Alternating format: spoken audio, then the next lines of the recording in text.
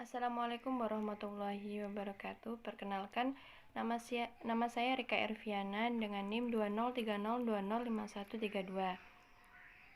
Di sini saya akan melanjutkan presentasi dari Saudari Zahra, yaitu epistemologi filsafat pendidikan Islam. Pengertian epistemologi filsafat pendidikan berdasarkan akar katanya episteme atau pengetahuan dan logos yaitu ilmu yang sistematis atau teori.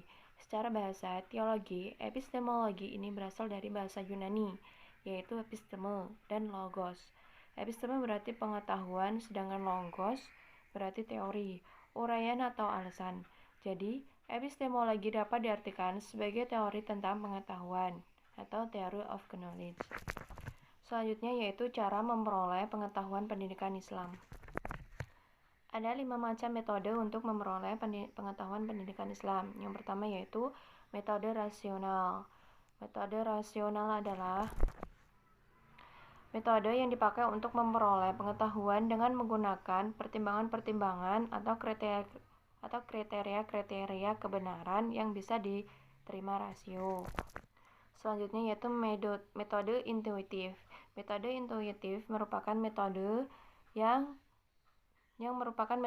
khas bagi ilmuwan yang menjadikan tradisi ilmiah barat sebagai landasan berpikir, mengingat metode tersebut tidak pernah diperlukan dalam pengembangan ilmu pengetahuan. Selanjutnya yaitu metode dialogis. Metode dialogis yang dimasukkan di sini adalah upaya menggali pengetahuan pendidikan Islam yang dilakukan melalui karya tulis yang disajikan dalam bentuk percakapan antara dua orang ahli atau lebih berdasarkan argumentasi-argumentasi yang bisa dipertanggungjawabkan secara ilmiah. Selanjutnya yaitu metode komparatif. Metode komparatif adalah metode memperoleh pengetahuan, dalam hal ini pengetahuan pendidikan Islam, baik karena pendidikan Islam maupun pendidikan Islam dengan pendidikan lainnya. Selanjutnya yaitu metode kritik.